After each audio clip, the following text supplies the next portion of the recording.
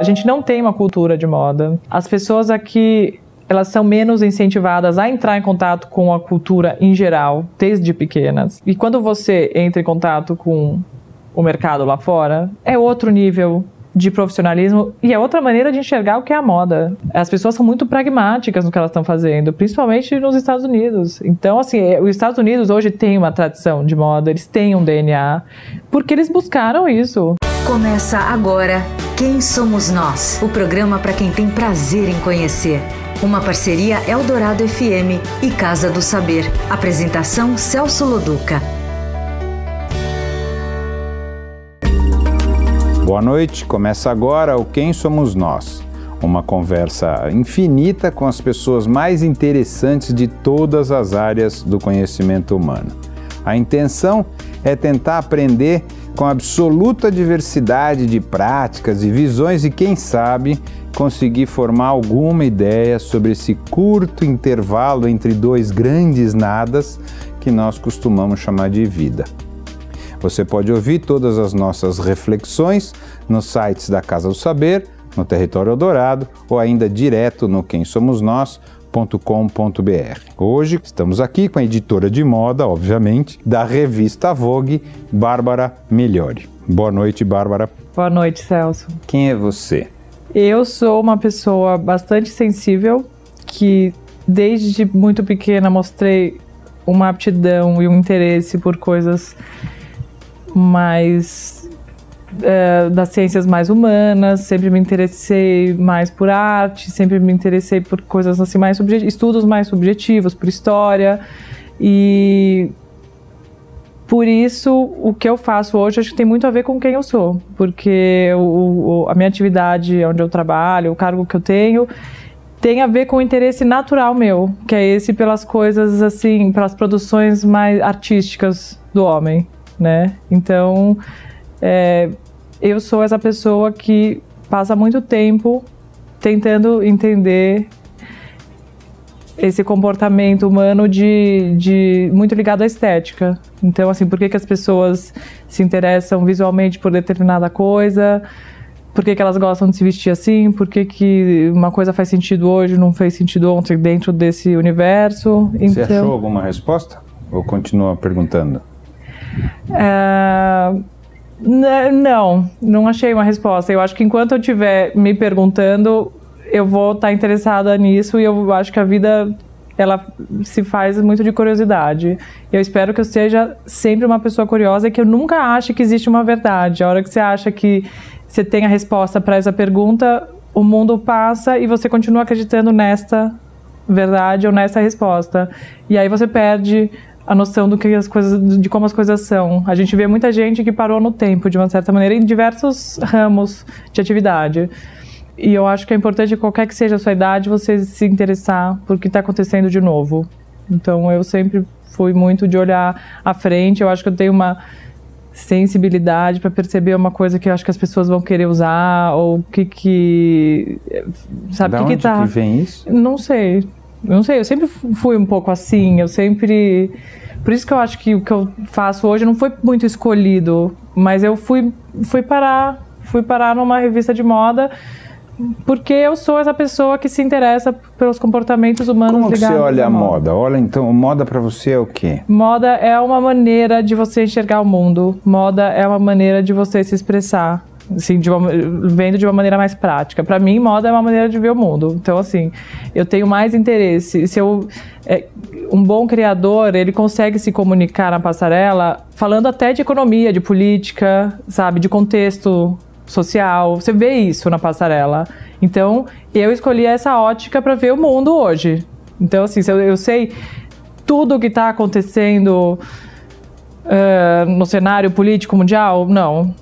Mas eu sei o que está acontecendo na moda, e eu acho que essas duas coisas podem estar relacionadas, né? Não vou aqui discutir o que é mais importante, mais relevante, o que é mais fútil ou não, mas moda é uma maneira de enxergar o mundo. É a maneira que eu escolhi, eu acho que essa sou eu.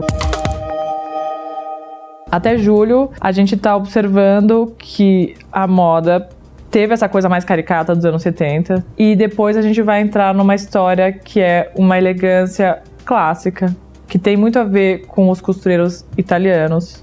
Então é uma coisa de alfaiataria, é uma coisa de pouco decorativismo, é uma mais discreto, sobriedade, é mais discreto, é mais sóbrio.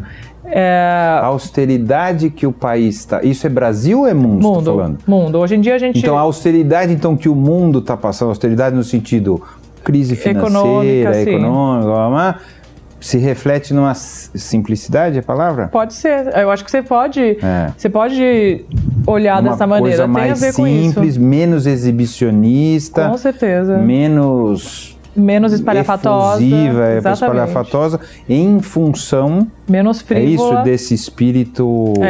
Mas assim, a gente está vivendo um momento bélico quase, sabe? Tem muitas... Em alguns lugares não é quase, é verdade. E aí lugares assim, muito próximos a gente, cada vez mais. Enfim, questões aí importantes acontecendo. Isso, óbvio, que aconteceu depois dos desfiles para o verão internacional ou para o inverno nacional. Mas tem a ver com o espírito do mundo hoje. Tem. Essa sobriedade. Tem uma tensão, é isso? Já houve momentos mais tensos. Não é uma moda que imprime reflete uma imagem medo. bélica. Não é o medo. Não é medo. É uma simplicidade. É uma simplicidade mais elegante. Querendo dizer assim. O quê? Não preciso ser tão frívolo. Essa que é a mensagem. Eu sou muito... É uma elegância mais difícil de você entender, digamos assim. Sabe, ela não é latente. Assim, não é assim, explícita. Não, assim. não. Ela é muito luxuosa dentro da verdade dela. Na minha opinião, ela é mais chique do que aquilo que é mais óbvio. Tido como mais chique. Exatamente. Mas é muito isso. Não é uma coisa que fala em pobreza, ela não fala em simplicidade, em humildade, não é isso, é uma coisa assim, eu tô acima disso, então eu me visto assim há muito tempo. É pra rico? Isso é pra rico? Não, isso vai, hoje em dia não existe isso, hoje em dia a moda que é feita para poucos é a que vai inspirar a moda que é vendida para muitos. Essas duas coisas hoje em dia estão muito ligadas, não existe mais. Como estilo, né? Não como material, mas como estilo. Não, mas como estilo, mas o que importa hoje em dia, essa coisa, a manufatura, ela é interessante para meia dúzia de pessoas, mas a moda hoje é muito democrática, ela é democrática e quem sabe trabalhar bem com o estilo, pinça coisas de diversos lugares e não importa muito se é caro, se é barato, se é bem feito ou não, você tem que saber construir o seu estilo a partir de 1000 universos. A sensibilidade, então, do mundo da moda para 2015, pelo menos até julho, tá certo? Talvez vá durar mais. Talvez dure mais, a gente vai ver aí em março. Parece que vai durar, porque o espírito do tempo, o zeitgeist que a gente pode falar, é um pouco de apreensão, né? E é um pouco tenso, como você falou, quase bélico. Talvez essa descrição, talvez ser um pouco mais discreto, combine mais com essa... É isso? Com certeza, sim. Menos com essa carnaval. Atitude. Menos carnaval. Mais alegria. Menos carnaval. Menos carnaval. Essa é uma fase de pouco carnaval na moda. Então, mas... A não ser que a gente vá assim... Mas a gente está numa crise desde 2008, né? Uma crise financeira. Tem a crise lá das Torres Gêmeas, que é uma crise... Outro tipo de crise, sim, mas que também vem pegando já há mais de 10 anos, né? Desde 2001. Então, por que a gente já não está discreto desde esse momento? Mas a gente está discreto desde esse momento. Sim, tá. Assim, eu não estou falando de coisas que dá para mudar muito de uma temporada para outra, mas se você observar que a moda se democratizou muito de lá para cá, e você pode associar o crescimento das redes de fast fashion e a associação dessas redes com marcas, com grifes. Com nomes, exatamente. Com pessoas... Isso tem a ver com esse movimento, de uma certa maneira. Então não dá para dizer, não, é só porque a moda não se manteve simplinha desde da queda das Torres Gêmeas, isso significa... Não, significa... O mundo mudou de lá para cá. Muito. Exatamente. E é isso. Hoje a moda que... Eu ouvi uma coisa... interessante outro dia de uma amiga que foi fazer uma pós-graduação em mercado de moda na Itália. Ela falou: a grife de luxo desfila uma coleção caríssima, super bem feita, peça por peça. A rede de fast fashion, que tem um departamento de pesquisa enorme, porque ela sim tem condição de pagar esse departamento de pesquisa, vai ver o que essa grife desfilou para reproduzir igual barato, e essa grife vai ver o que ela copiou dela para saber o que ela vai produzir para a loja, porque ela também precisa vender. Agora, claro, o que disso tudo que ela desfilou vai ser mais comercial, isso também, essa coleção se desdobra, obviamente, ela também usa o conhecimento que a outra foi buscar nela. Então, é uma coisa que se abastece, se retroabastece, claro, né? Claro. Então, um depende do outro, na verdade, depende do para as outro. coisas funcionarem. Assim, não tem mais essa loja opostos, de rua, não. Não são opostos, claro. Loja de rua e loja de grife, não tem. Hoje em dia é um mercado só, exatamente. Hoje, quem que te encanta do ponto de vista criativo? Brasileiro e internacional? Eu olho para a moda de um jeito um pouco acadêmico, digamos assim. Então, tem aquilo que fala mais com o meu coração pessoalmente, mas eu tô acostumada a olhar para um desfile e pensar o que ele representa. Me responde as duas, então. Tá. As duas Bárbaras. Eu acho que assim, é impossível hoje você gostar de moda como uma escola e não gostar de Prada, por exemplo. E de não prestar atenção no que a Miúcha Prada produz.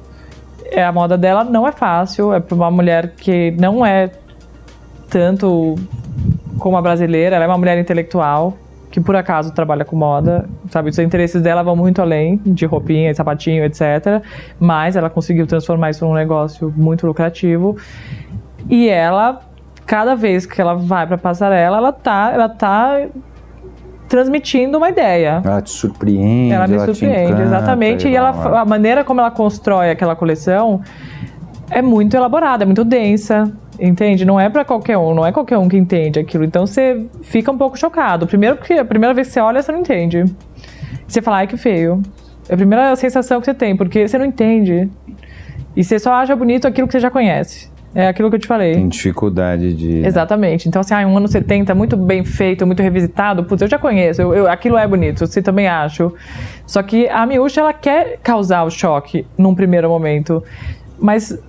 como as pessoas precisam de novo, ela dá o alimento do novo para essas pessoas. Então você vai passar 6 meses falando dessa coleção que você gostou mais ou menos, você não entendeu muito bem. Porque a moda precisa disso. E no final ela vira referência, é isso? No final ela vira... Hoje, se tiver que falar na tua opinião, uma marca que... não copiada, mas da onde as pessoas vão se inspirar. Exatamente, é a Prada. É a Prada. Pessoalmente, assim como eu gosto de me vestir, eu sou mais uma coisa que é o que a Fendi faz hoje. O que eles conseguiram fazer? Essa coisa que é PL, que é uma coisa que tida muito polêmica, mata que tem origem, exatamente, tem uma origem duvidosa e não sei o quê, mas eles se especializaram em casaco de pele e perceberam que hoje eles precisavam transformar isso numa coisa desejável para o jovem, para a mulher mais jovem. E eles reinventaram a pele. Então hoje a pele deles, ela vem colorida, ela vem toda misturada entre si, ela vem... eles fizeram uns monstrinhos de pele, enfim. E é uma moda que também tem um DNA italiano muito forte, que eu aprecio. Então, Migliore. Então... então é uma marca, enfim, que quando eu vi o desfile me emocionou, assim, eu achei interessante aquilo que eu tava vendo, eu achei que é uma coisa que não é todo mundo que entende, eu gosto disso. Enfim, hoje em dia... Você tocou em duas coisas assim, um é como você fala do desfile que ninguém entende, e outra é dessa coisa ética, eu não sei se é antiético ou não, tá? Eu tô dizendo que vamos chamar de ética de matar ou não matar os bichos para fazer. Eu vou dividir em duas coisas diferentes. Nós, humanos normais, temos uma total ignorância de como é que funciona o processo de se criar uma coleção. Se você pudesse nos ajudar isso, ia ser muito bom. Tá. Até chegar nessa tal coleção da Prada que ninguém entende. Okay. Como parte isso?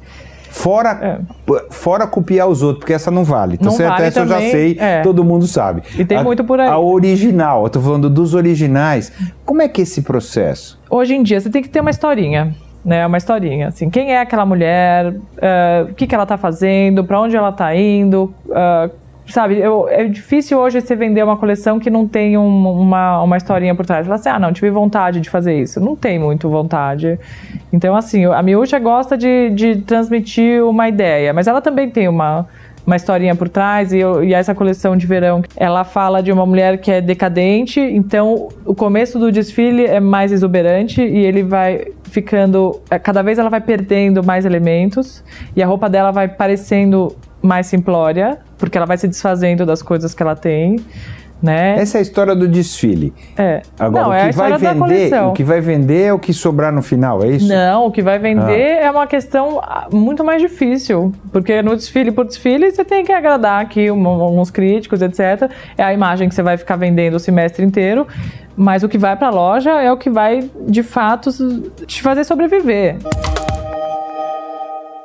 Existe uma técnica para você pegar uma coleção de passarela e levar para a loja. E quem sabe fazer isso, sabe tudo. Tem gente que não cria nada, mas sabe o que os outros vão querer usar. De novo, é uma coisa de feeling também? Ou tem uma coisa que você chama de técnica, mas como que o cara sabe? É uma coisa de técnica, dá para você passar a vida... Isto aqui vai vender, é isso? Espírito de vendedor. É um espírito de vendedor. O dono da Zara. O dono da Zara. Ele tem isso. Não sei se é ele, mas a equipe dele. Mas e a logística dele também, claro, de produção, que dizem que é o X da questão. Mas sim, quem tem um olhar, e aí essas pessoas muito criativas, elas têm equipes montadas com pessoas anônimas que sabem, elas sabem, ou o que deve ir pra loja, que a camisa com o botãozinho mais assim, com o colarinho mais compridinho, vende mais. E não é pesquisa de mercado? É pesquisa de mercado. Dá pra, se você, por exemplo, for colocado numa posição dessa muito cedo e passar a vida, por acaso, trabalhando com isso, você vai aprender. O que vende mais, o que vende menos. Eu até gosto muito de ouvir o estilista falar disso, porque como eu tô do outro lado e eu só fico teorizando, eu gosto de saber o que a mulher vai gostar mais, vai comprar mais. E eu respeito muito quem vence comercialmente. Sabe, aqui no Brasil a gente tem muitos casos de gente que faz uma moda correta para a loja e que não é revolucionária, mas funciona, mas não é uma cópia para a vida real. Exatamente. É autêntica e funciona. Exatamente. Isso é muito interessante. E as pessoas e o Brasil não valoriza isso. O Brasil valoriza isso. O Brasil é um lugar de moda comercial. O Brasil não entende o que é muito teórico. A mulher brasileira não se vende a um formato de moda que é muito intelectualizado. Então ele só é muito cabeça. Se ela não estiver se sentindo bonita, ela não compra. A gente sabe disso. Isso é bom, não é? Isso é bom. Ou não é bom? Isso é difícil. Eu acho legal, porque muito legal. Ela compra para ela. Isso é difícil para fazer revista, né?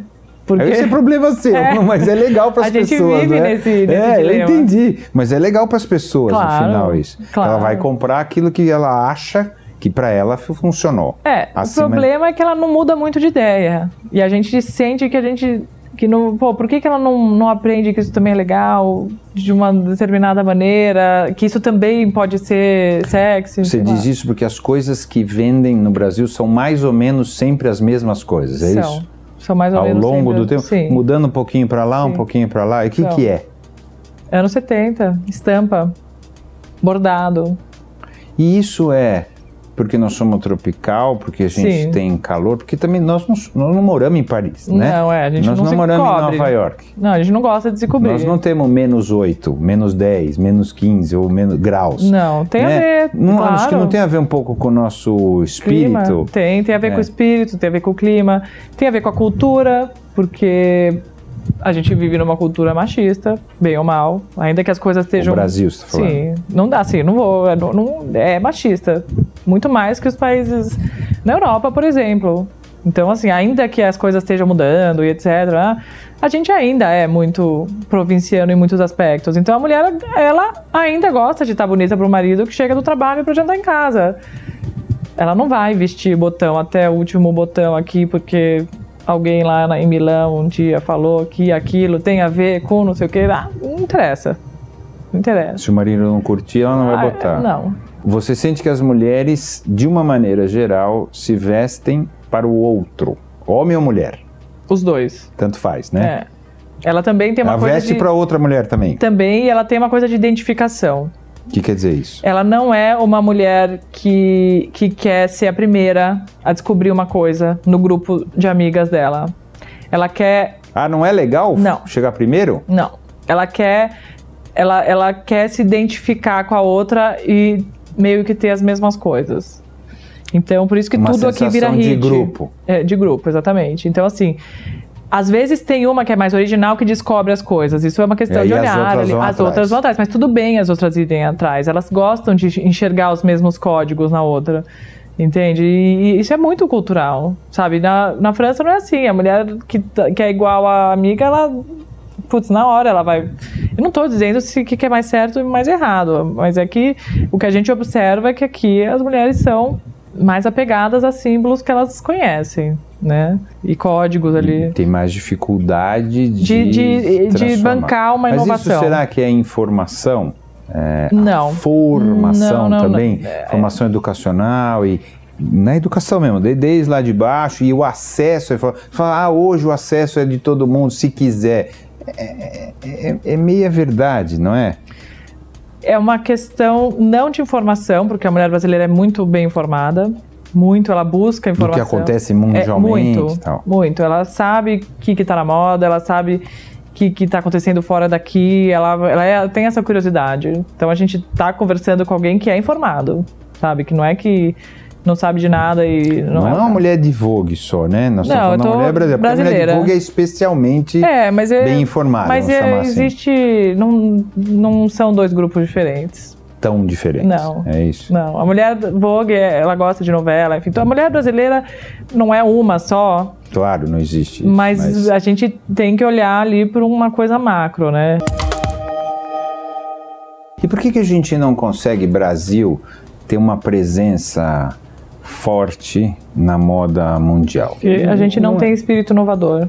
Os criadores ou o povo? O povo. Os criadores são reflexo do povo, não tem a menor dúvida. A gente não tem uma cultura de moda. As pessoas aqui, elas são menos incentivadas a entrar em contato com a cultura em geral, desde pequenas. Então, isso é educação, isso que eu tô falando. Então é uma questão de educação, talvez. E tempo, né? Sei lá, o povo europeu tem muito mais tradição, né? E já faz aquilo. Eu não sei, é uma coisa mais enraizada, entende? O brasileiro não tem tradição em moda. Não tem. Ponto. Assim, tem uma outra coisa ali, um outro expoente, tem uma pequena história, mas assim, a gente sempre foi muito reflexo do que acontecia lá. Quem consumia moda aqui, consumia moda de lá, na verdade. Então, exatamente. Né? Então, por que a gente não consegue se expressar? E a gente não tem o fator criatividade. Não tem.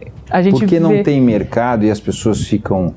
Eu estou tentando achar isso mercado. Porque não é possível que a gente não tenha talentos. A gente tem talentos para outras coisas. Para a moda, não. Então, eu acho que tem. Eu sei que é sempre horrível falar não e sim, porque a vida não é sim e não, né? Assim, não tem a indústria, não tem a cultura, não tem... Não tem a indústria, não tem a cultura. A gente, sinceramente, está engatinhando. E quando você entra em contato com o mercado lá fora, e eu falo de Europa e Estados Unidos, é outro nível de profissionalismo e é outra maneira de enxergar o que é a moda. É isso que você falou, é uma indústria séria, de gente séria, ninguém lá tá para brincadeira. Então, assim, as pessoas são muito pragmáticas no que elas estão fazendo, principalmente nos Estados Unidos. Então, assim, os Estados Unidos hoje têm uma tradição de moda, eles têm um DNA, porque eles buscaram isso. Então, assim, existe uma moda esportiva americana que hoje em dia é um clássico. É Calvin Klein. Exatamente. Sabe, que é recente, é contemporâneo. Né? A gente está falando de moda contemporânea, mas eles criaram ali uma história porque eles foram muito sérios no que eles estavam fazendo. Eles olharam para isso de uma maneira séria. Né? A gente não tem essa seriedade aqui. A gente está aprendendo a ter, porque hoje em dia essas marcas todas estão aqui. Né? Hoje em dia o mundo é menor, hoje em dia as temporadas são juntas. Está ajudando a transformar o país. Está melhorando. Com certeza. E eu assim, quero crer que daqui a 10 anos a gente vai estar muito mais profissionalizados e muito mais avançados, porque justamente esse intercâmbio, ao mesmo tempo essas pessoas estão olhando para o Brasil, então assim, hoje a gente tem um interesse na revista por parte de todas as marcas que a gente não tinha há 5 anos atrás. Eles estão olhando como mercado. Exatamente. Consumidor. Mercado, não mercado criador. Criador. Não, ainda não. Ninguém nos considera, quer dizer, não é um brasileiro que tem É um brasileiro americano, vamos dizer assim, que na Calvin Klein, não é isso? O Francisco Costa. É um brasileiro, ele é bem brasileiro. É uma exceção, é isso? É uma exceção, mas... Você coloca como uma exceção, assim, um cara. Exatamente. Assim como existem grandes estilistas libaneses, por exemplo, e o Líbano também não é um lugar que tem tradição em moda, e, enfim, posso citar qualquer outro lugar do mundo sem tradição. É uma exceção, são expoentes, assim. Não é um movimento, né? Um movimento, e uma pessoa que brilha, outra, uma coisa individual e não da indústria. E nada impede que alguém nasça com uma capacidade muito grande de criar sem ter tido nenhuma referência. Então, às vezes você vê pessoas e fala, gente, da onde que a pessoa daquele lugar olhou a referência que ela ia usar para criar uma coisa tão interessante hoje? Não olhou. Ela nasceu assim, ela tira aquilo... É uma combustão espontânea de criatividade. Muitos artistas assim. Exatamente. Certo? O mundo das artes. Muitos artistas assim. Agora, a segunda parte. A história das peles, do matar os animais, isso seja para comer, seja para vestir, que é colocado como uma futilidade, uma crueldade, matar bicho. No tempo das cavernas era muito necessário. Hoje não é, já que a gente tem tecnologia para nos aquecer e nos embelezar sem precisar matar os bichos. Como que você olha isso? Ou como o mundo da moda olha isso também? Ou tem vários olhares e tal? Não sou radical. E o mundo da moda também não é. Então, assim, existe mercado para isso. É questionável você, sei lá, entrar nesse mérito da pele do animal. Quanto você questionar de onde vem a pedra preciosa da sua joia. Da onde veio esse diamante, se ele veio da África. Isso também é questionável. Só que esse assunto não tá tão na moda. Agora, teve até filme. Teve. Existe essa discussão também. Mas assim, né? As pessoas são muito menos radicais, assim, essa coisa da pele é um tabu. A gente tem que, inclusive a gente como veículo de comunicação neutro, tem que tomar cuidado com a maneira como a gente escreve isso. Não na revista, mas nas mídias sociais, por exemplo, que tem um retorno muito mais rápido. E mais virulento também. Então, assim, essa é a grande questão. Eu não... Sinceramente, eu acho que tudo é muito questionável. Tem estilistas que não trabalham com couro, por exemplo. A Stella McCartney não trabalha. Exatamente. Essa é a visão dela do mundo. Ela acredita nisso e tem que se respeitar. Agora, tem marcas que vivem de vender pele. E a gente não tem... A gente tem tecnologia para não precisar da pele. Porque essa é a questão, diz assim, em algum momento se só tem aquilo para te aquecer, acho que não há discussão, né? É assim que você tem que fazer. Agora, hoje, os seres humanos, eu não estou defendendo, tá?